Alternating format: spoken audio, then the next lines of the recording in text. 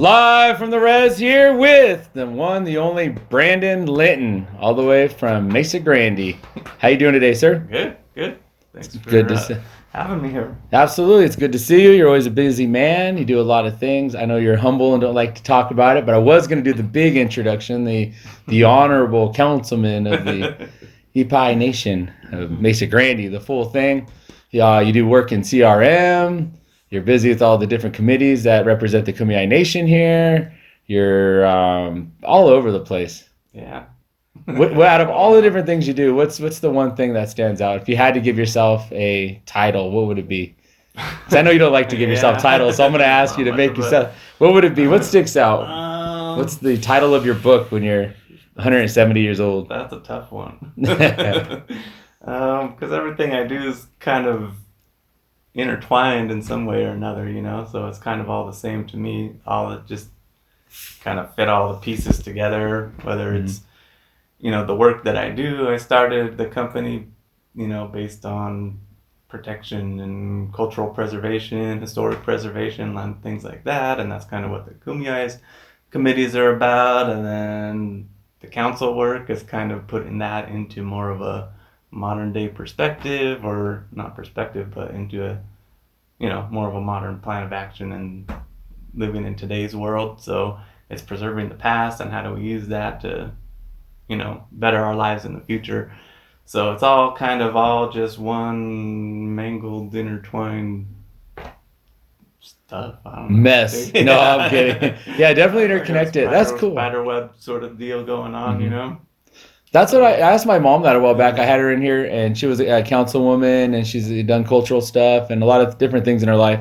And I kind of asked her a similar question, and she almost said the exact same answer. She was talking about how they're not different; they're all the same, and that they all intertwine, and that it's really about, like, her perspective was, it was about helping the people, trying to help her people the best way she could, whether it's economically or with housing, or whether it's remembering who they are and having those traditions to be there at different times that she's there for. She was been there for people in her life and whatnot. So I guess that's the answer most leaders would give. I guess the interconnected. Yeah, I guess Probably how it makes it flow too. Yeah, that's how all the pieces kind of fit together. And so I'd have a hard time narrowing it down to one, like, this is what I do, because I don't even know what I do half the time. I'm just going, so you just go and try to help any way you can. Did you see yourself doing this when you were young? Did you think you'd be doing all these things? No, not at all. Not even close. I thought I was going to be, I don't know what I was going to do. I was like everybody else, get into graduate high school. What do I do now? Thinking about college, but I wasn't really an academic type of person. So it's just kind of floating out there. I thought I'd be more sports oriented, kind of. That was the direction I was leaning towards at high school. And then I just kind of fell into the archaeology world and that whole thing, and it just kind of guided me a different direction, and I just went with it. So I went from there to, the same thing. Just one thing led to another, and they all just became intertwined, and so I just kind of was dragged into it. I even tried to get out of it a few times, it just keeps dragging me back in. So yeah, not what I was expecting at all. I don't look back on it now. I don't even know how I ended up here. Well, I think some might say it's in your blood, because if you're in San Diego region or SoCal region, people hear that name Linton. In the archaeological world, everybody knows that name. If you don't know that name, then you haven't dealt with the native peoples here. You haven't dealt in CRM. You haven't dealt with just anywhere in that world. Everybody knows. They either know you or one of your cousins or your uncle. They know your dad. They just know Linton. They know that name. And so Loveless and Linton. Mm-hmm. How did that come out? How did that start up? Tell us about that. That's a long story. It's okay. We got all night. So I don't know. I guess going back to how I got into all of this to begin with was that I was, like, my family, we grew up digging graves, so, like, my family's a big part of that. When we have passings, people, call my family a lot. So by the time I was, I wasn't even old enough to hold the shovel yet. They're dragging me out, standing by the graves and, telling me, why we do certain things and talking about the burial practices. And then So I just kind of grew up on, like I believe in our ways 100%. There's for me until there's hardcore evidence or scientific for sure this is without a doubt I'm wrong. I'm gonna go to my grave thinking that our beliefs and our traditions are right. That's correct. That's the right way to do things. And so for us in our burial practices is that our burial practices are designed to help disconnect from this world and so that the person can move on, and once they've moved on, so Mm-hmm. we're not about bringing them back or we don't build shrines and we don't do all of these things to to recall that person, Mm-hmm. create a separation. So that's, deep rooted in me. And when I got into archaeology, the process of archaeology is disrupts that process. It disrupts the whole idea that somebody can move on because they're literally digging our people out of the ground. And that reconnects that person. They're digging their stuff up, they're taking their tools and their materials and they're putting them in shelves and warehouses and using them in a way that they weren't meant to use. And to me, I feel that's bringing them back, and it's disrupting that process that burial process that we went through, and it's a violation of our religion and our practices and our whole world. So it just hit me real deep, real hard, real fast, and I was like, there's a problem here. And I just, coming from that world where I've, with my own hands have helped, Yeah. bury people, and now you're digging them back up. It was just pulled me right in. It's probably, same way for a lot of my family, because, that's kind of our family is kind of known, around too Yeah, absolutely. You for see them doing out that. there. So Your dad, your uncle. Some of them are yeah, older too, and I think it keeps them in shape a little bit. You yeah. see them out there Well, at least they working. get a little work in every once in Yeah. a while. But it is important So though. It's like what builds the connection from your, like, really deep into your heart and into your belief system, that those things need to be done. I remember being a little kid and we went down to the mission, and this is years ago in the '80s, and they had dug up some of our remains down there at the mission, and they had a whole protest and thing that went with that, and they started up that San Diego Bones committee. My dad was in He was the chairman of that when I was a little kid, and I didn't really understand the legalities of it, and I didn't understand really what was going on. But I knew that there was a couple times we went down there and we held up signs. My aunt June Chrisman from San Isabel, and my aunt Chris, may she rest in peace, and her kids. They all went down there and held signs, and there was a lot of people, different communities. The late Leroy Elliott went down there and sang. My dad went down there and sang. We had singers out of the desert that came out, Preston Arrowweed, and different people that are gone and who are here still came out, and they did a ceremony. And I remember all of that stuff happening. I was just a little kid watching all of that, and I didn't understand it. And it was really, remember one day we went down to the city courthouse, and there was like the news cameras there. It was just what is the year? I was just a kid. I didn't understand any of that. But I do remember when they had that ceremony and they put those remains back at the San Diego Mission de Alcala. Today there's still a cross there, big lawn of grass. My mom did our ceremony there that night for the wake, and ever since then she's always gone back on 2nd November and different times of the year to pray and do all those things for that area. And so the last couple of years, my wife kind of has taken that over because my mom was kind of sick around that time, and my kids and we went down there and did that. But I was sharing that with the kids, that this is what I remember being a little guy. It's 8, 10 years old, somewhere in there, when all that stuff was going on. And years later, jump ahead, I didn't really realize at that time that our remains weren't protected, that our ability to go and fight for our heritage, our connection to the land, our ancient connection, it wasn't protected at that time in the '80s.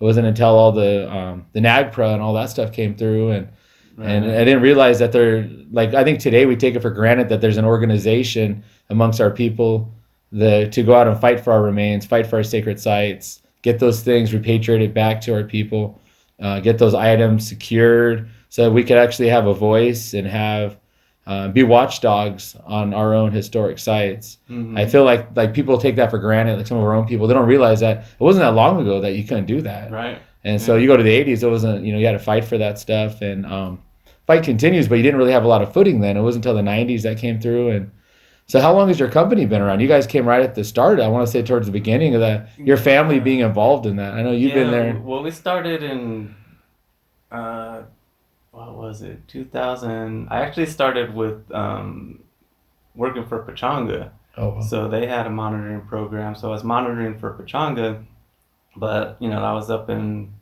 Liseño territory, and I'm not Liseño, so, but I was, learning like the process and what everybody does, or how the industry works, I guess, so to speak. And so I was working for them, and while I was working for them, I kind of realized that we don't have like a big, a lot of this down in San Diego. So I knew there was a couple people like the Brown family from here that, they've been monitoring for a long time, and a couple other people out there, but it was just kind of, here and there. So I was trying to figure out how I get back down to San Diego and help my own people, because we need this kind of help too. And one of my cousins, Clint Linton, who owns Redtail now, he called me one day. He went to school for archaeology. He became an archaeology, got his degree, and so he was working in San Diego as an archaeologist. And he just called me up one day and was like, "Hey, they need native monitors down here. I'm gonna switch from being an archaeologist to a native monitor, but we need more. You want to come down?" So, of course, I was like, "Yeah, I'm on. I'll be there tomorrow." So I came down, and Clint and I were working as independent contracts for different archaeology companies, and we just kind of took a step back and thought, while these guys are making a ton of money off us, they need to have Native American monitors on site, but they're making money off of us. Not only are they making money off of our history and our culture, but now they're making money off of us personally. So the whole thing is tied up into these people profiting off of our history and our culture. So we started Redtail together to kind of as a native-owned company that works as a Native American monitoring firm, and started contracting to all the different archaeological firms, and that really helped us to make a decent living while protecting our history and our culture at the same time. And that was in 2003, I think, or no, 2006. No, something like that. 2006. Yeah, about 2006. It's a long time ago. At this point, it's a long time. We were fresh, not too far out of high school. You're a young guy. Who knew that you guys would be changing the San Diego economy so much for natives?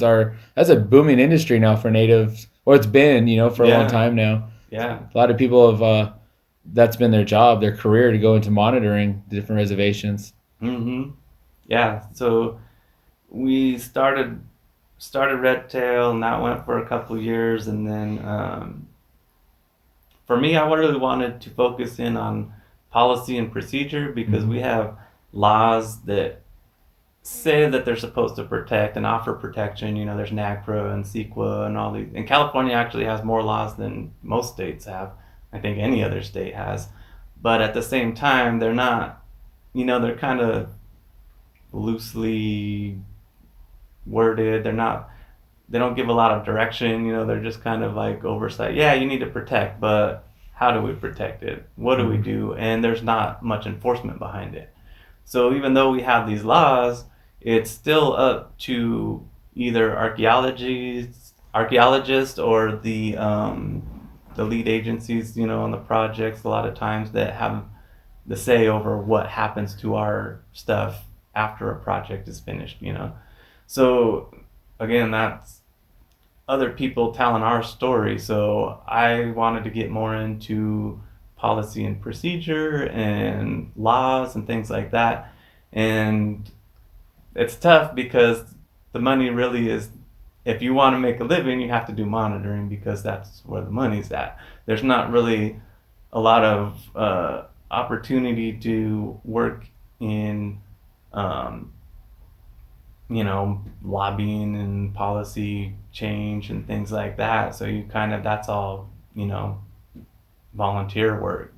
So at one point, after we had Redtail for a few years, um, Clint was running the Redtail, and it's, it's going great, and it's kind of, everybody knows Redtail now, and all the Mhm. art firms and the lead agencies are calling us, At that and time, that was like the yeah, only that was kind of the only firm out there yeah, doing that, right? yeah, Because I know we're now the only there's quite a firm. bit of different firms that are. Seems like I know here at Viejas we have our own little. I shouldn't say little. I think at one point we had a couple Yeah, dozen monitors yeah, out you there guys in the have field. quite a bit Yeah, now. we have a Hmm. nice firm here. They're out there Yeah. monitoring, and I know that I think La Posta has one. That's the next res, to the east, and I know Hamul has their guys. I know Hmm. Saquon had a project.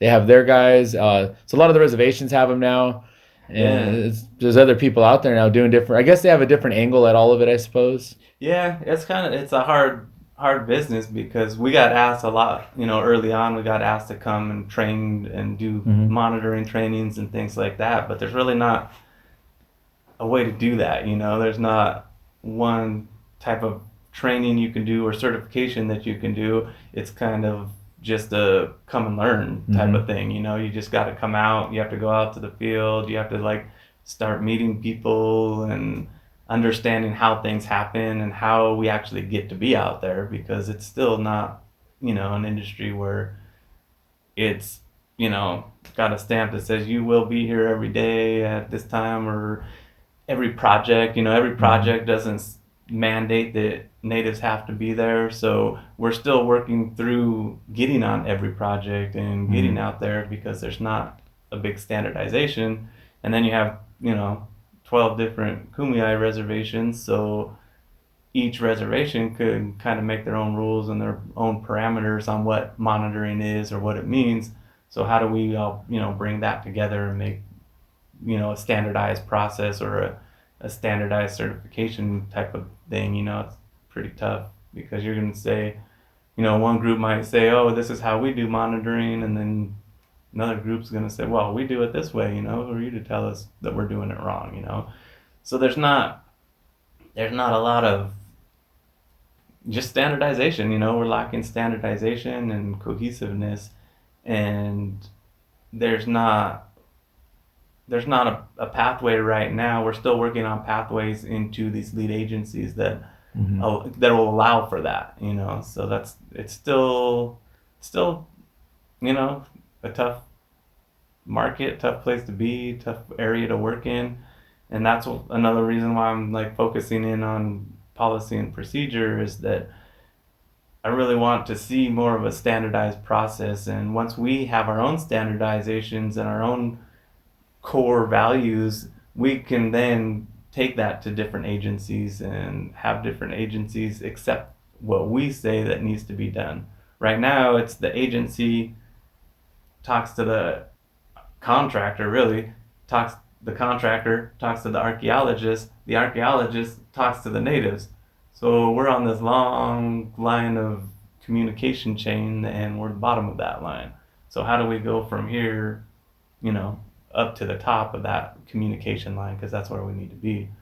And so that's one of the concepts of Loveless Linton, is that when we started it, we have the archaeologist and the Native American on the same level at the same time.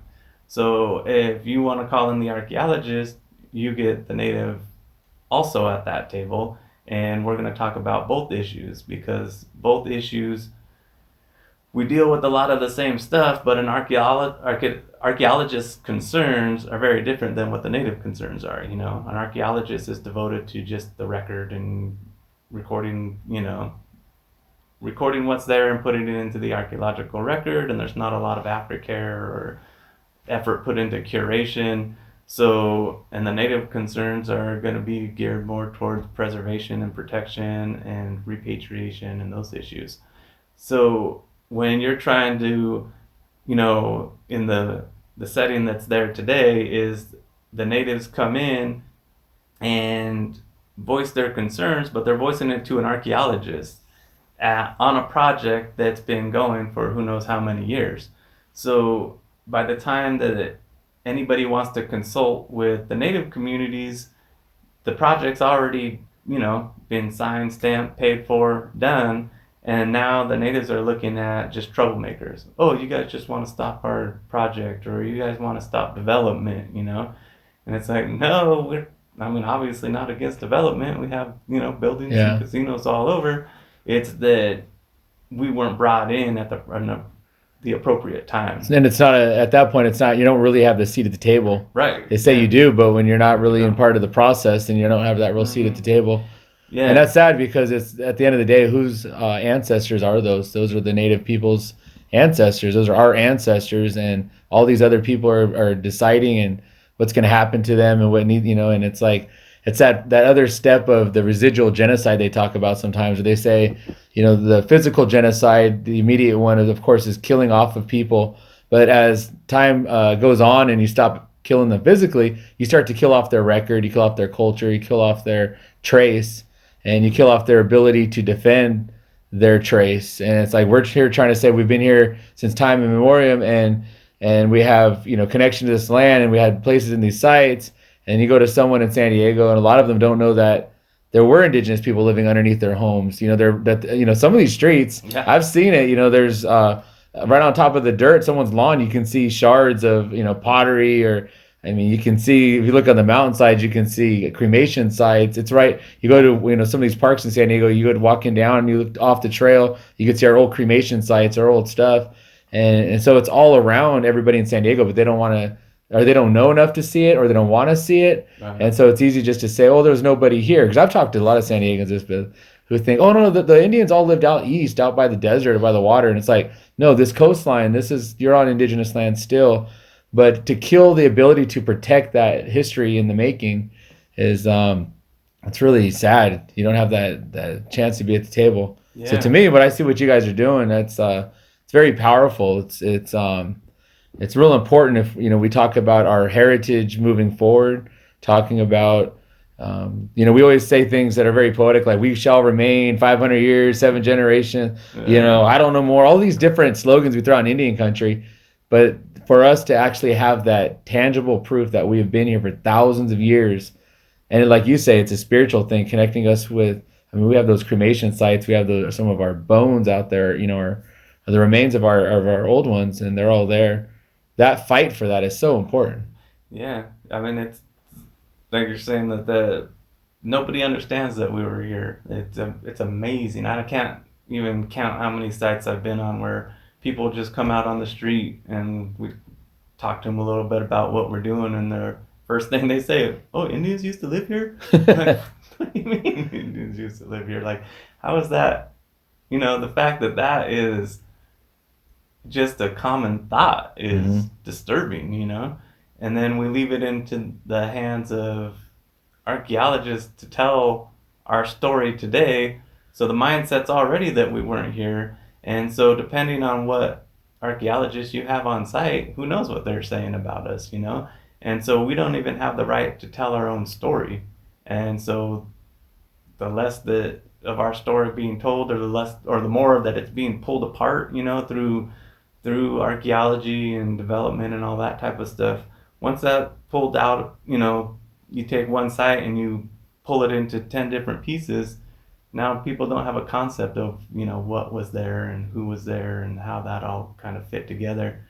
And so we have to be a part of telling that story. Otherwise, somebody else is going to. Yeah. And if they continue telling the story the way they do, then we're continually going to have people thinking that we don't exist, here. Yeah. It's pretty crazy to think about, Do you think that, or do you find other areas of the country are further along in this effort than SoCal, or SoCal kind of ahead of the grain when it comes to cultural resource monitoring and protection of, of our sacred archaeology and stuff?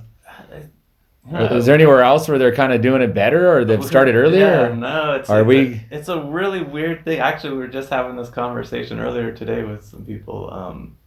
California is ahead of the game as far as protective laws that are in place. They're not very enforceable, but they have a lot more stringent laws and a lot more of them. And there's we have CEQA, which is a pretty broad environmental all-encompassing environmental law. You know, it has to do with That's a biology. California thing? Yeah, Okay. it's the California Environmental Quality Act. And so inside of CEQA, there's a lot of protection for, you know, Native American remains and sites and things like that. But at the same time, California doesn't recognize us the way that other states recognize their natives. And so it's kind of interesting. And we've talked to a couple of professors recently too that, you know, have worked in places like Arizona, New Mexico, and different, you know, areas where their their programs and the university programs are a lot more connective and communicate better with the native communities out there. Mm-hmm. Where here, our universities, you know, we got, you know, barricades on the front doors when we try to go step into our university and talk about the things that they have on their campus Mm-hmm. and talk about their archaeological or their anthropological programs and their Native American studies programs. You know, it's just a straight wall in between us and the universities, where other universities seem to be more communicative and willing to work with, you know, their native communities. And the same way with, you know, some of the archaeological programs that they have out there. They just seem to be a lot more in tune and willing to work with natives, where California has a lot more laws, but nobody's willing to accept or work with us, you know? And you don't even see it around town. That's something I hear all over the place, is that when people come to San Diego, they look around, they have no concept of native communities or that we were here, or, you know, you go to other states, and there's recognition of those people everywhere you go, you know, even in the South. You'll see like even yeah. the Southwest designs on the freewayscapes on the freeway, all rest over areas will have town. information about the native peoples. And Yeah, one of the coolest things I saw was in Tennessee. It was Nashville, Tennessee. It was they have this giant park, and around this park there's these pillar or and on the wall. So there's, I think there were pillars or something, and then so there's, it goes in a, you know, a big circle around the park, and there's dates all the way around this park, and then along the wall are quotes from actual, you know, the native communities from, you know, a couple hundred years ago, and Wow. their communications with the, you know, the settlers and with missionaries. And so there's all this communication between the natives and them, and it goes, I forgot how far back, but like, you know, back to settlement times. And so they recognize what actually happened there through this park, and you can just walk around the whole park and timeline the whole thing. And that's cool. I was like, that's pretty amazing, you know, that they actually reckon. It's not like a lot of fluff. It's just straight up, this is what happened. Yeah. This is what we dealt with, and this is what, you know. Yeah, you have to work really hard in San Diego to see like a trace of natives. You have to go out to the reservation. Yeah. If you go to like any of the tourist spots, you don't see it. You just go to like the Mission, for instance. I went there and I went to the bookstore. I forgot why I was there, but I went to the bookstore and I said, "Where's your native section?" And the lady looked at me like, "Huh?" So I asked her. I said, "Well, where's your Kumeyaay section?" It talks about the Kumeyaay. She didn't know what that was. And I had to explain to her that, you know, it's indigenous people. And she's just some young lady. She's a docent or something, you know, but she didn't know the indigenous people there. And I was like, you know, if you didn't know us, I was like, how are you going to work at the San Diego Mission and not know, you know, for her, it was just the, probably the two terms she had is Indian and neophyte or something, you know, she don't hear the indigenous name. But they did direct me to the little category, and it was like 3 books, but they weren't even in our culture area. They're about natives from up north. Yeah. And I was like, man, like people from all over the world come to San Diego and they don't have an opportunity to know any trace like that. I guess Tennessee's different. The only quote I know about Tennessee, I went there with my family. I told my wife, I said, "Are you from here?" She said, "Why?" I said, "Because you're only 10 I see." That was like that was my line for, like, I said it like 20 times I was there. But those that's important though for people to see that, to know that. Yeah, I mean, that recognition, you know, is just like the first step in healing and building a relationship. You know, all over San Diego, there's organizations and museums and, you know, agencies that, oh, we want to build a relationship with the native community, you know, how do we get in touch with the Kumeyaay people? And it's like, well, step one, you recognize that Kumeyaay people are here. How about that? Yeah. You know? So it's always I feel like we're always an afterthought here in San Diego. You know, it's Mm. always like, oh, let's start this whole project, and at the end, we'll ask the natives. So they only come to us when they want a stamp of approval, not to actually go through the process and see Yeah. the actual project for what it is, you know, and be there from the beginning. So I think that's where California in general is lacking, is that they look for stamps of approval. They don't look for working relationships. Where I see a lot of other places, they actually seem like they have more of a working relationship, you know. So And I feel like there's a like people want to see that too. Like average San Diegan, I go out and do things in the community once in a while. And I was just at the Women's March a while back, and they had a Kumeyaay opening for that. We had the chairman out at La Posta was there, provided an address. We had Miss Kumeyaay come out and she offered an address. And we went out and sang. We sang some bird songs for the opening of that. And afterwards, the response from everyone was just so, to be honest, I was like, were guys there singing for the women's march and like a woman thing, but they were really appreciative. And like, but every time I do something like that in the community, people are always very, they always come to me and just say, it's so, thank you for coming and it's beautiful and we need more of that. Because people in San Diego, in my experience, they really do love diversity. They love the culture. They love yeah, color.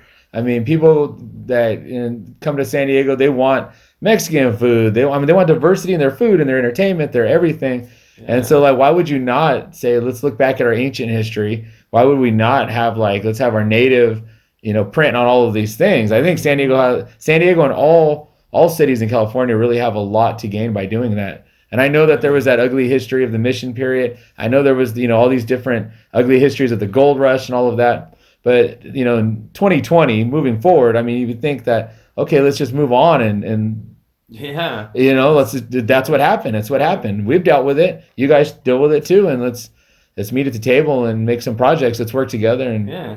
You can recognize what build our happened. area. Yeah, it's You like a know, weird mindset that they still want to hide that for some yeah, reason. You know, it's like you didn't do it. You know, yeah. It's so your yeah. It's, I don't know. It's just weird. You know, but that kind of those issues is, I guess, kind of that's what led me to Loveless and Linton, what I do today, which still had to start in monitoring because you know you can't mm, make money. Because I guess to circle back around to the Redtail, um, Redtail was doing great and prevalent. Everybody knew, and we were working with I think, most or all of the archaeological companies throughout San Diego County. And so I just felt like it's going, it's stellar, it's going good. Clint had a handle on, he went to school for archaeology, so he had a good handle on archaeology and how to work with archaeologists and do the actual monitoring itself, and the groundwork and all of that kind of stuff.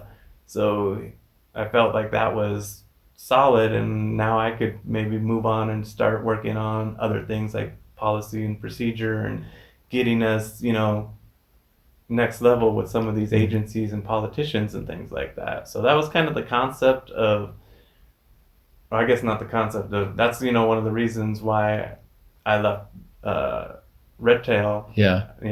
We built it together, we were partners, and then um, I stepped away from Redtail to try to figure out, how But to work in it's that good though policy. because Yeah. to me, just as like I've been in some of those meetings, with seeing things going on and being around. Like it's good to have a multi-pronged effect on a lot of these things that are being done. To have more than one person at the meeting, to have different companies, Mm-hmm. different voices, even though they're both Linton, but to have different voices, young and old. It's nice to go to a meeting and you see someone from Campo there, you see someone from Manzanita, Viejas, from Mesa Grande, all different parts of the nation.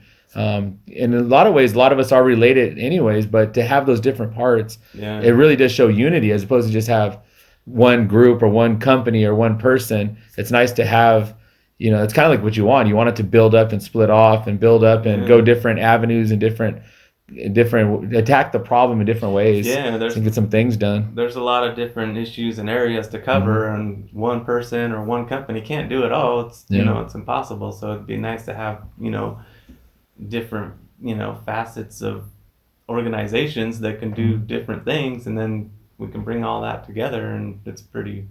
I mean, dominate if you put the right, groups together.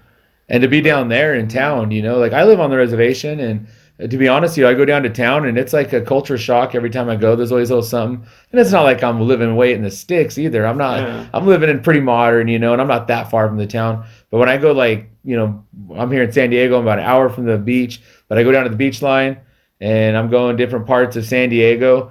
I feel like an alien sometimes. I'm like, this is not my home, but it really is my home. This is our home. This is the home of our people for thousands of years. And you kind of feel like an alien on there, or you don't feel at home. I don't feel at home. It's a culture shock learning how to park, like in a little spot when I'm used to just pulling in right into the field, or I don't know. Usually, it's, people when you walk by them. In East County, I tend to know a lot of people. I go to down to the town. I don't know anybody, which is cool too. But it's just everything's different. And I don't know. I just it's really a culture shock. I couldn't imagine going out there, but that's what's needed too. It's needed for our people to not just be on one reservation and claim that res. I've been on this reservation mindedness thing lately, where I knew growing up a lot of people were like, I'm from this res, I'm from that res, and that's cool. It's good to be proud of where you come from, where your roots are, where your family's from. But the remembrance and the recognition that you have family in different parts of the county or different parts of our indigenous land, and that our people moved around a lot. We were not tied to just one valley or one mountain. That, I should feel like when I go down, if I want to live in El Cajon, or if I want to live in La Mesa or anywhere in San Diego, I should feel like that's my home, the same that this reservation's my home, because that was our home a long time ago.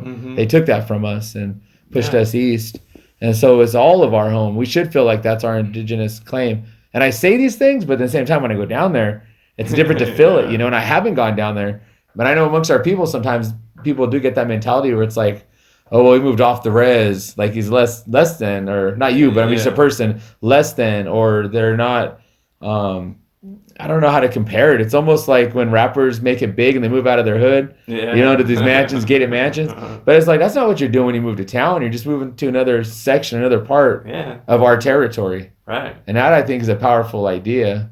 Were you scared when you did that, man? You grew up in the mountains, man. Yeah, it was tough. It's different. Yeah, it's a different world, But really, it's not a different world regionally, like the landscape and the environment and all of that. It's just the structure and the communication and things like that that's what's really hard. But yeah, it's what's your concept of home, Yeah. For us, home was extended from the ocean to the desert, to the Colorado River, that's home. And so wrapping your mind around that it's a tough thing to do. In modern day, when your home is your house and you got a yard and you might have a community around you, but outside of that, then that's somebody else's home. And that wasn't our concept or our idea of life, hundreds and thousands of years ago. Sure. So I always think of home. I always think, you like to see hobos naked?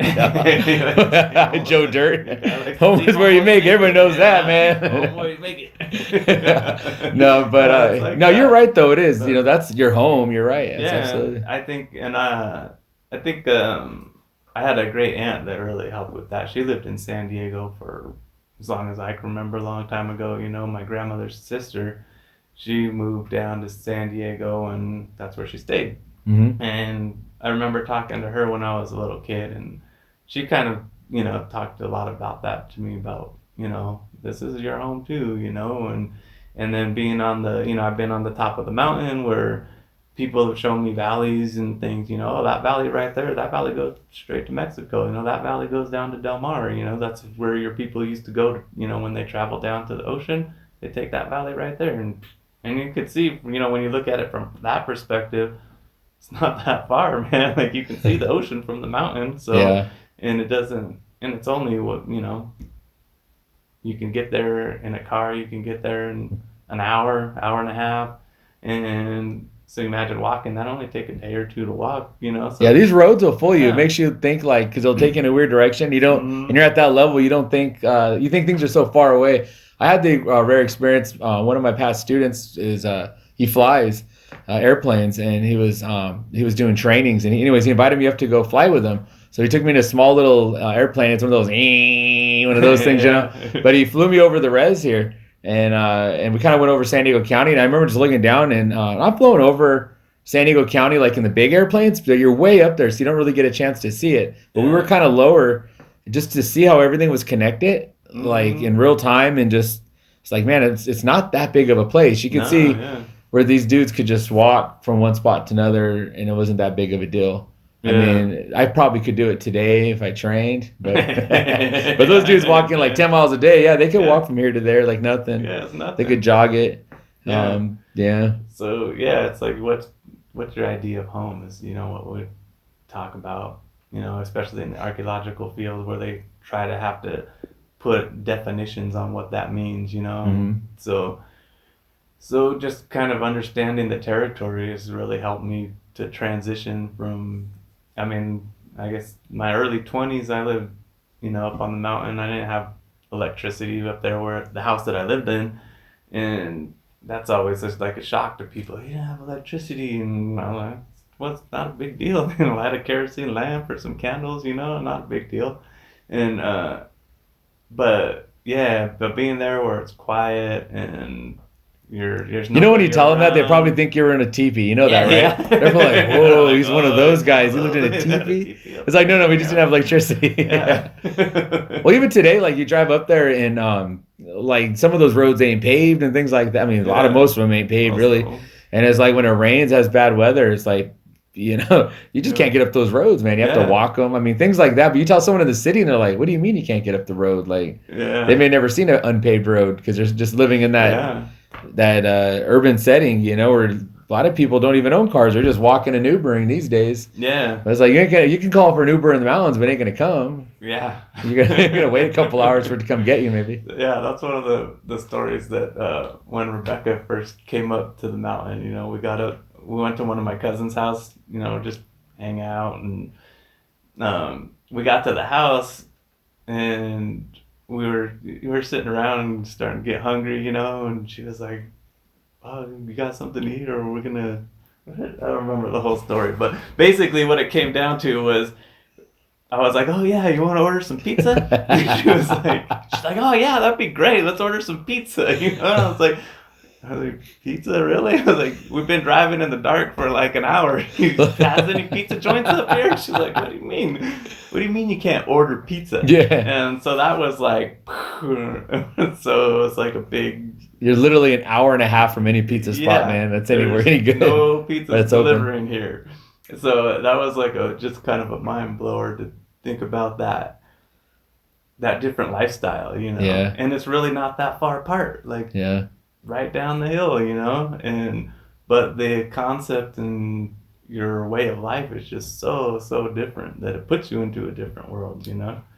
So you don't cut wood or make, you know, real fires. You turn on the heater, and it's just a different way of life. For a long time still, I was like, you know, I was living in town, and I was like, I was getting tools to do like outside work, you know. Oh, I need that shovel right there, or you know, I'd go buy tools. I'm like, what am I gonna do with this? You know, I don't live that lifestyle right now. I don't need it. So, but there's just that transition of that. It's just a different way of life, you know. Well, they're gonna fix some of those problems. I saw on the news they said they're gonna start using drones to deliver food. They were gonna do some Uber, you know, kind of like Uber Eats type things, but with drones.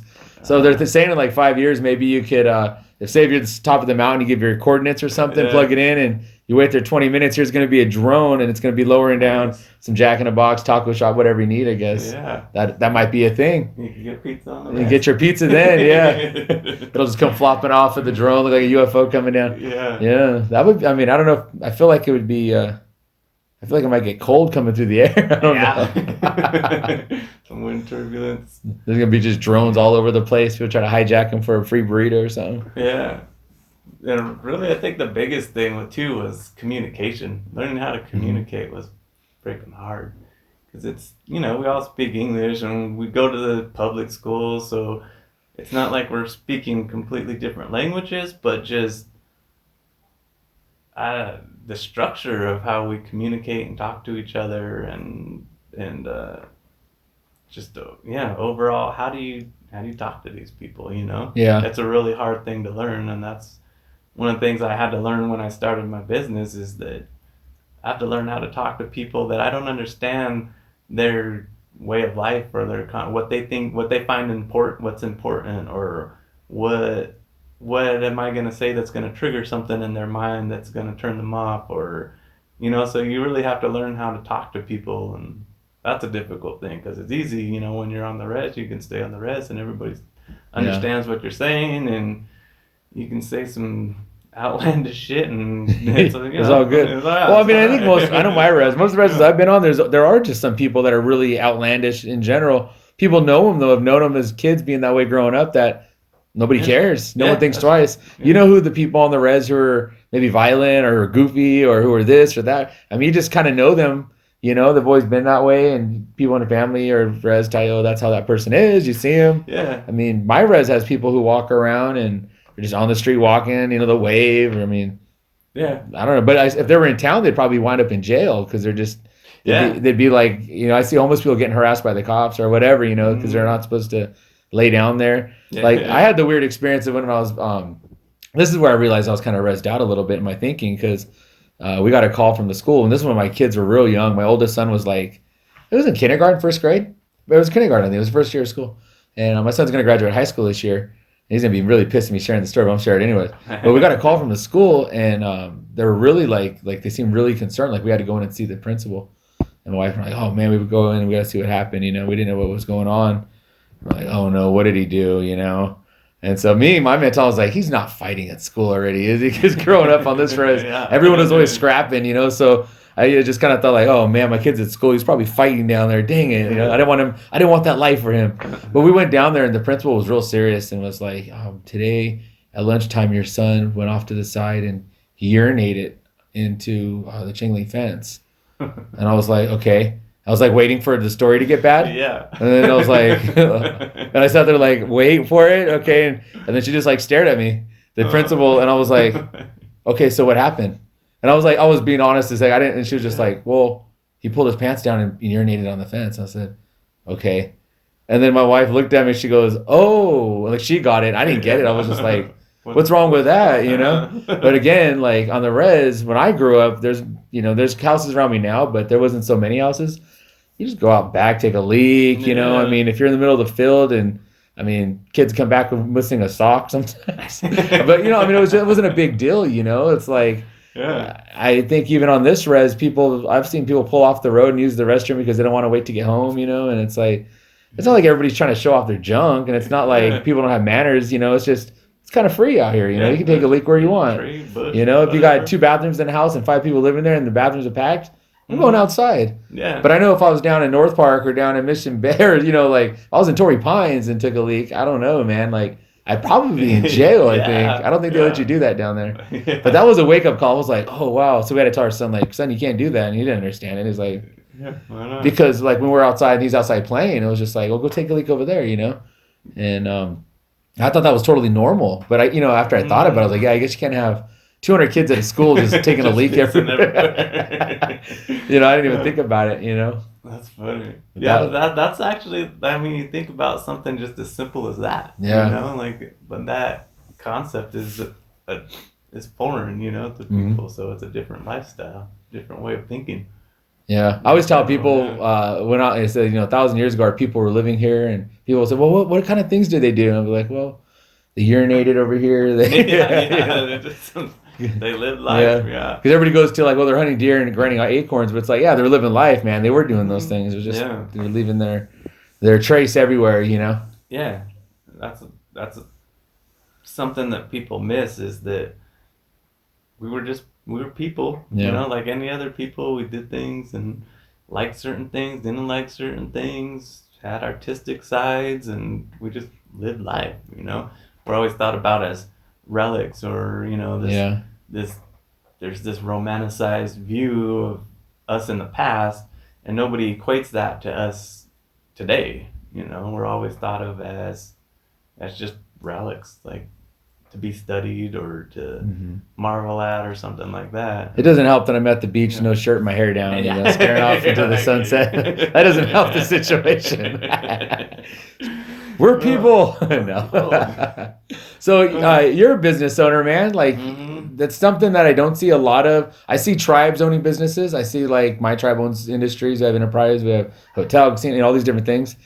People in our region have all kinds of businesses, but individuals. That's something I'm starting to see now. Seems like people kind of go the t-shirt route or clothing route. People will go the music route, entertainment route. So there are some businesses coming out, and I think that's pretty cool. It's carrying maybe generational wealth at some point for Yeah. their families or opportunities. You had to be one of the few individuals that were one of the first independent individual native businesses in San Diego County.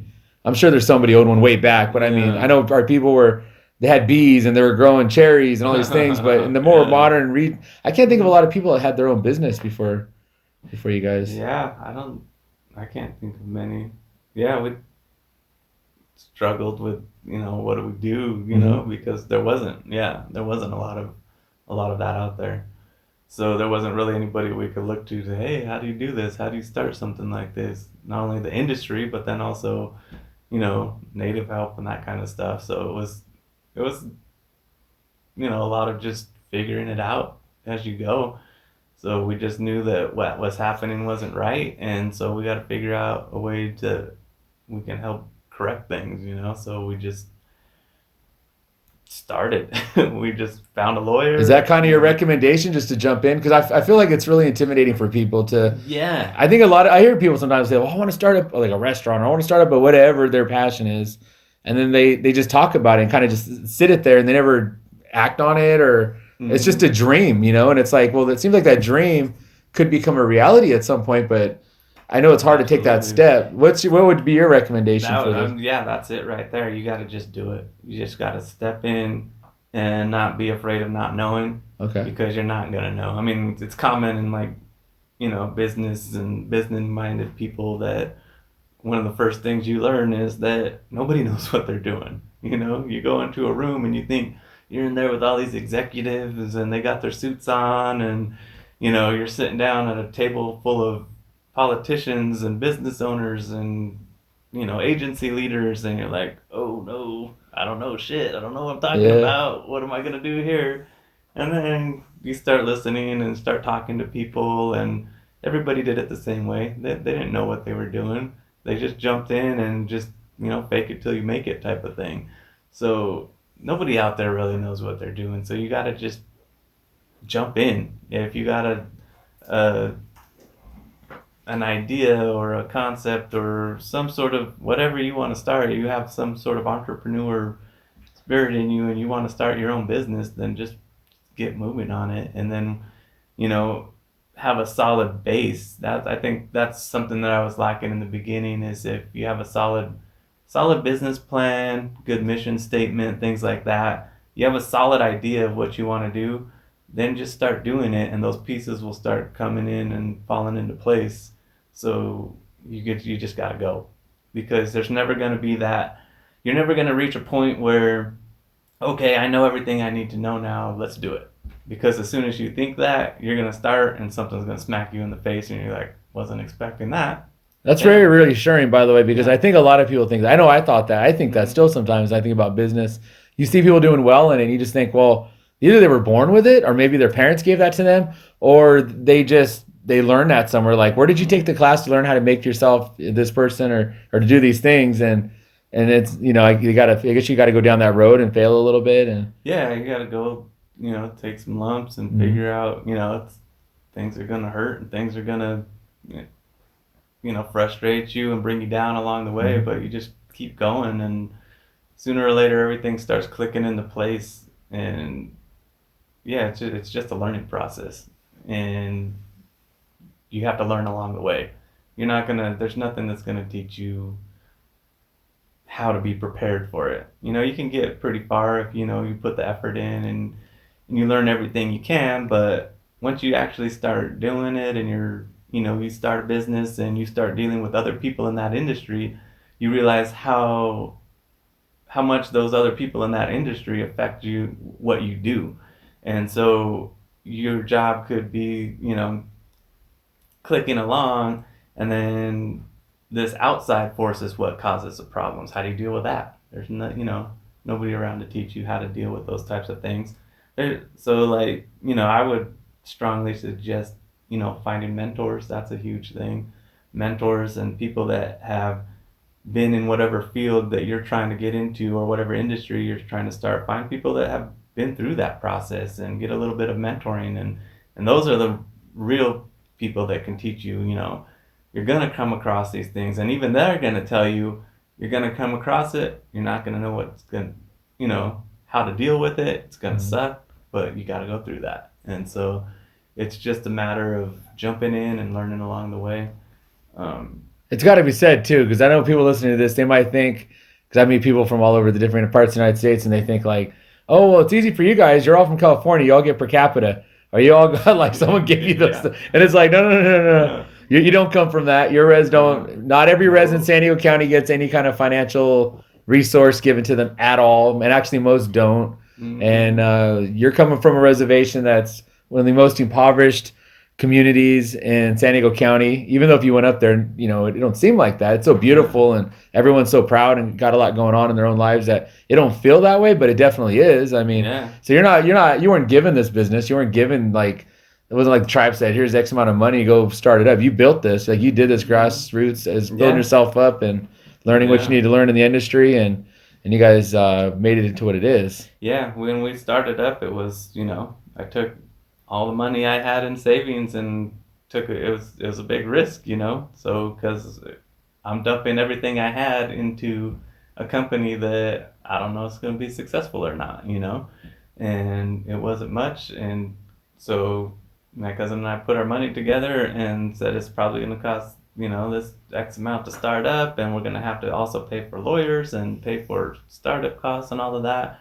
And so, yeah, it's a risk. And that's another thing with starting, businesses and all entrepreneurship is that it's always a risk. You got to be willing to take the risk, and it's not as scary as it seems. You hear the word risk and it's like, oh no, I got to have some sort of safety net or something, but risk is very manageable, and it's something that you have to just weigh, how much of a risk is it, because if your plan's solid and you're doing the right things and you're putting the effort and the work into it, then the risk is going to be minimal, It's really, you can control that risk. And so it's not as scary as all or nothing type of thing, you just have to learn how to manage it. That's all.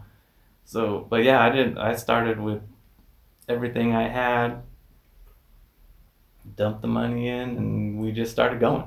Worst case scenario, you lose it all and you wind up a broke dude on the res. You're not alone if that happens.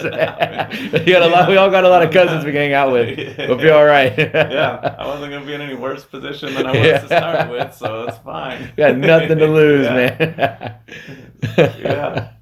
And I don't even have I graduated from high school. I didn't graduate from college. I didn't have a formal college education or a trust fund or anything to start with. I just started it. That's a lot of things, or one of the big questions I get, or I guess actually not questions, but people are most surprised about is that they always say, oh, what college did you go to? What degree? Well, because you have all these academics asking you about, they want to know from you what's your opinion on all these things. And they're like, you don't have a degree? No, I need it. I went to some college, but just for what I needed for what I was doing, But don't let anybody out there, don't get fooled. It's not like he sat around not knowing nothing. He educated himself. He just didn't educate himself in that way. Right. So he does have the knowledge, So if you're in the game and you educate yourself, you're going to know a thing or two. It's very different than just saying, oh, I don't need a degree. Well, you need to have some kind of knowledge. You got to be willing to work somewhere. It might be a little misguiding. Definitely you have to have some education in what you're doing. So you have to figure things out. You have to educate yourself. And I constantly, I'm one of those continual education type of people. So I'm always willing to take a class or read something, or, continuous education is super important. I think that's our way. I mean, they always say we're dynamic, and we always throw out the word resilient and all these things, but a big part of all of that is we have to keep educating ourselves, keep moving forward in the new era, new generation. I was talking to some young guys, and we're just talking about, like, I told them, like, maybe you should think about getting a life insurance policy. And they're like, life insurance policy? Like, they didn't even really know what it was. I'd explained to them. I'm like, for you, you're young. It's probably like $10 or $20 a month, and Mm-hmm. hopefully nothing ever happens to you. But if it does, like, this money will go to your family, and, kind of it's helps finance. I was just kind of explaining a little bit of that. And I was talking about how you can kind of, like, some companies want you to have those, for collateral, if something was to happen to you, and all of these kinds of things. And it, shows employers that you're kind of responsible for yourself, but these are things that I think, unless you were kind of forced to learn these through your tribe, like my tribe, some of the housing loans, you have to have life insurance. So if you don't pay it back, it goes through that way. But and that's where a lot of people in my res were kind of educated about life insurance. I learned it through work. I had a job where, we had sit down, and they were like, you have a financial advisor, and they were telling me you need to have these things. And I said, what are those things? Like, I'm supposed to give my money to that? Like, I feel like you're swindling me here, Yeah. Like, I'm not going to die. Why do I need to pay for that? But it was like an education I had to get, because I had to go talk to my dad, and he goes, yeah, I had life insurance. He's a firefighter, but he didn't know about it either. But he never talked to me about it, so I didn't really know much about it. And most of the people I knew that were adults had never had life insurance, which is kind of a very common thing. You should have. You have car insurance, you have life insurance. The idea that like investing into real estate, that seems like such a, like, we're always talking about protecting our land and our reservation and our, but the idea, like, hey, if you have extra money, maybe you should go buy real estate on the outside, or Yeah. just all of these That's different huge. financial matters. The financial education. It seems like it's lacking for a lot of our people. Yeah. I mean, financial education is huge. Like, we don't have it. Like, just flat out don't have it, because we came from people that had nothing. Yeah. They were stuck on the reservations for how many years, and then, I mean, it was really, the generation before us that really started, like, getting out, into the outside, and getting, decent jobs and decent careers and making decent livings, but they didn't have the financial education behind them to know what to do with that and how to put it away and how to invest in the right way. So yeah, financial education is something that's highly needed, which should have started when per cap started, would have been Yeah. nice. It But would have been, yeah. yeah, but it's something that takes a lot to figure that stuff out too, because I've been, I started my business first and didn't have the financial education, and only over the last 5 or 7 years I've really been putting in a lot of effort into financial education. And you have a business, but what do you do with that business, and how do you expand that business or use it for other things or grow your wealth? It's just, we're still in the mindset of, a scarcity mindset where there's not enough out there, so I got to get as much as I can to hold on to, and keep compiling that, and like Yeah. build that nest egg up so that when you're old, you'll have it. Right. We're not taught, well, if you have a little nest egg, how do you use that to grow more, and then you have another little nest egg, and then you just keep using that money. And like, something like life insurance isn't just to make sure that there's something there if something happens to you or whatever. You can use life insurance and use the funds from your life insurance to invest in real estate and to give loans to yourself and do all this other things. And there's all these different avenues that people don't realize are there, because it's just that mindset of hold on to as much as you can, because it might be gone, and you might not have it tomorrow. So it's a mental game, Yeah. It's a mental game to be able to be okay with putting that money that you think, is risky over here. It's okay to put it over there, How do you wrap your head around that? So I've been working on that the last couple of years, and now that I have some education in it, like, damn, I wish I would have learned this. Yeah. When I first started my business, things would be completely different. So that's another important thing. If you're gonna start a business or be an entrepreneur, get the financial education along with it, because that's only gonna make your business that much better, that much stronger. And yeah, growing your wealth is a beautiful thing when you do it right. So It's definitely a trail towards freedom, because if you don't have that, money isn't everything. We always know that, and we talk about the change of culture. I'm always talking about how we've kind of pushed our culture away a little bit and brought in the culture of business, and there's good and bad with that, obviously. But the reality is the world we live in today, like we have to eat just like our old people did. We have to provide like our old people did. We need shelter like our old people did.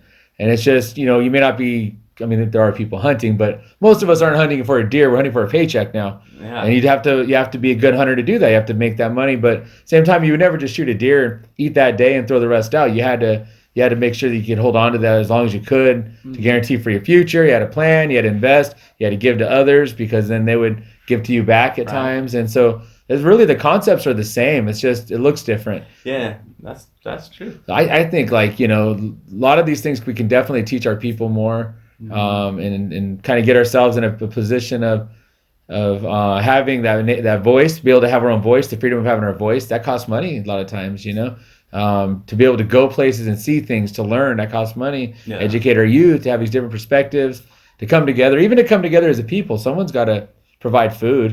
Someone's got to provide something to drink and a venue and all those things. All that stuff costs a resource. And so it's really in our best interest to try to create an opportunity for that. And I don't know. Doesn't hurt to have a couple millionaires out there in native country. I don't think. That'd be pretty nice. I'm not hating on them. And then if they can give back to the people, not just giving money, but giving education, I think that's really education's a powerful thing. Mm-hmm. If we went to the Ivory Tower and I gave you the great shaman stick, no, if I gave you the some kind of magic wand and you can start telling everybody what to do, what are some things what are some recommendations you'd have for, I don't know, the youth, our people in general? You're in a lot of leadership positions, but I know that's a very different thing to be able to just say, here's what you need to do, Yeah. Those are, but if you had that opportunity to say, like, here's what needs to happen, what are some things you think that needs to take place for our future? Damn, our future. Well, I think it starts with education, making sure, and I guess the idea of education is, for me, don't get educated just so you can get from point A to point B, but get the education so that you're exposed to so many more things, because most people struggle with the question of what am I going to do?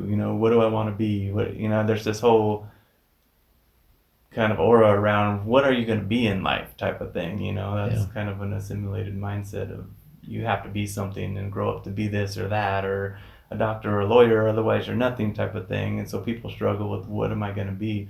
So get that education to understand that you don't have to be one thing, and you get exposure to so many different things, then your options are, more wide open, and you might not even know what it is you want to be or what it is that drives you until you get exposed to that thing. So getting that education and that exposure to different things, something might just smack you in the face one day and like, oh, I need to do that. That's, I didn't know I was going to be in this position I'm in today. It just happened because I got exposed to this, industry or whatever, and it hit me hard in the right places, and I went with it. So you never know what's going to come across your plate, and you're never going to have those opportunities come across your plate unless you have some sort of education in those areas, So for me, education is more about exposure and getting out there and using your education to travel and see different things and go different places, and maybe let that thing find you, So start with education, and then, I mean, as far as a people's concerned, I think that, pushing towards more of a unified voice is super important right now, because we're so, we've been put on the reservations, and that reservation started in a very bad way, but people came together and they helped each other out on different reservations, and they went, you go on the censuses and you see the same names on different reservations because they understood that, these reservations weren't started to help us and, make us feel good and have a good life, but we can use them to our advantage. So they, those old people, had some foresight into that, and so they would go from reservation to reservation, and you'd see, in one census, their names would be, their last name first, and then their middle name, and then the next one that'd be their middle name, and then their first name, so they would switch their name around and go different places. And so understanding that those older people had foresight into that and kind of embracing that. And I think some of those guys just had multiple wives. that's probably true. They're trying to cover their tracks, boy. Don't think we didn't know. That's why all these guys look alike. No. That's why you go to different reses. You see, like, that dude looks like my cousin. That's true. But they saw that, and I think that kept us together for a long time, Mm-hmm. And even when I was a kid, like for summers, all I remember all summer long playing ball and going from reservation to the reservation, one to the next all summer, and sleeping in the back of the trucks, and that's kind of gone, It's not quite the same, even just in my lifespan, So that kind of, I feel like that unity and that community essence that we had fades out as we move further and further off. People are getting careers outside of the reservations and moving on, but if we're going to continue to have a voice as a people, then we need to have a voice as a people. We need to have some sort of unification in what we're saying, and be on sort of, probably never be on the same page, but we can get close and we can work together, and everybody's best interest can be thought about. So if you do get into Native studies or start, your own business or something like that, just have the mindset that there's a large community that's going to recognize that, and you're a part of that. Even no matter how far outside you try to step, you're always going to be a part of it. So just embrace that and kind of work with each other, So, I mean, that's really the two biggest concepts I think that we could use help in, education and unification. That's beautiful, man. I hear that all the time, though. I always hear that. People put that on shirts, like there's the Unity Conference for the youth, there's the, it's always education, whether, and everybody has their viewpoint on what that means, and unity, there's different viewpoints on what that means, but those are ultimately, you kind of hear that as being important, and I believe that we'll get there. I think we'll get there. Yeah. I hear a lot of... But we got to do it, man. Got to put the work in. That's the thing, is that I hear... Can't just say unity. You got to actually show up, be willing to talk to people. I hear a lot of people talk, and a lot of times it's just talk. And when everybody's in one room, everybody's, talking, and you get that rah-rah spirit in you, but then once you leave the room, you go back to your own home, or your own place, and it kind of fades off, and you're doing your own thing again. So you actually got to kind of put in a little bit more effort into it, and it's not as hard work as you would think if everybody did their part, It's really easy. So they say it takes a village, man, and that's what that means. You can't just go out there and be your own dude, and you got to work with others, and it's in everyone's best interest to try to help each other out. Yeah, and dealing with, going into the city and dealing with the county and these, political and those types of structures, it's really hard to do it if we're not working as a group, because to them, one Indian is all Indians. Yeah. So it doesn't matter if that person's from here or not. As long as they're talking to one Indian, they just talk to every Indian in America pretty much. Yeah. So they can do whatever they want. And we come across that all the time in our field, where you're not doing things right, and they say, "Oh, well, I talked to this guy like 20 years ago, so we're good to go," and that kind of thing happens. And so if we're not together, and big group of us is telling whoever it is, the city of San Diego or the county or SDG&E, it doesn't matter what agency, if we're saying one thing and a group of people saying one thing, and then they step aside and just a couple people over here are saying something different, kind of throws the whole game off, and we're stuck back, fighting again. Now we're starting from ground zero, and we got to put in all that work all over again. So if we all do a little bit, it makes it real easy. So I'd love to see, a little more togetherness and a little more. That's awesome. It's a new year. You got any resolutions? You doing anything big coming forward? Man. Well, I'm starting a nonprofit. Say what? Nonprofit, which it's kind of hard to explain right now because it's in the works, and it's a growing baby. But that's good though. That's what shows growth. Shows you're not just sitting there idle. You want to keep moving in different directions. Yeah, it's empowering to know. Go in a different direction a little bit, maybe. Yeah, that's cool. A little bit of different direction. It's going to be based around the same concepts of protecting Native culture, Native history, but we'll have an emphasis on repatriation, and not just repatriation for our communities, but for the globally. We're going to start here, obviously, because this is home, and we're going to start be heavily Kumeyaay focused in the beginning, but repatriation and sending people home needs to happen everywhere. You have migrants that come across the border that are lost from their families, that are buried in paupers' graves. You have military people that haven't come home yet. So there's repatriation issues all over, and so bringing people home and letting them be home, and rest and move on to the next life forever is a big concept for our business, and a big focus of what we do. So we're gonna try to move that into this. The business we have now is very business focused, so dollars and cents play a big part, and you can't get around it. Yeah. So we want to kind of move that into a nonprofit and open it up to grants and outside sources, so doesn't have to happen inside the business. Sure. And then as far as the community and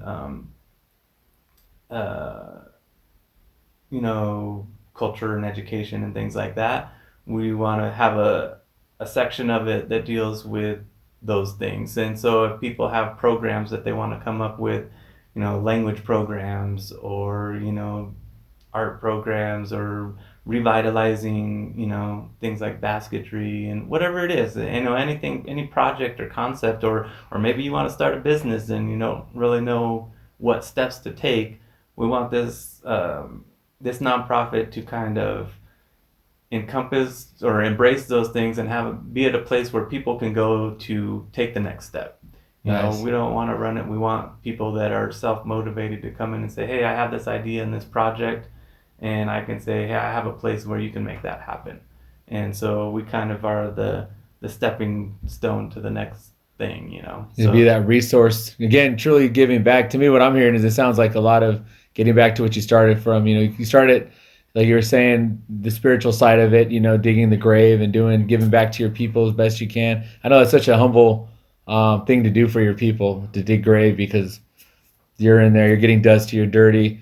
People aren't, everyone's there dressed nice at those funerals, and you're there dirty, sweaty, got up early. You don't do it for notoriety. Nobody ever does that. But you do that because it needs to get done, and it's to help your people. And you've done all of this business, and you're growing it, and you're doing well. And now this is an opportunity to, sounds like, give back, be a resource to help the people, not just our own, not to be selfish and just say our own people, but globally. That's pretty cool, man. I want to, when you get that 100% locked in and done, we got to have you back, man, and share the process of the the whole, it's a 501(c)(3) type of stuff. And because I think a lot of tribal people don't realize that their job, a lot of the money that's around them is grant money, and that might be an option for some of them to look into starting one or working with one, or and obviously you're setting yourself up to be a resource there to help somebody, so maybe they might want to work with you at that time. Yeah. So down the road, man, when you get that definitely. going, we got to have you come back and share how that's going. That's exciting. Yeah, when we exciting get it stuff. dialed in, give a few more specifics, we'll come back and right on, man. Put it out there. Well, I want to thank you for coming in and sharing, man. And it's always good talking to you. I always learn a little bit about this, a little bit about that. And with that, man, we are live from the res, Mr. Brandon Linton.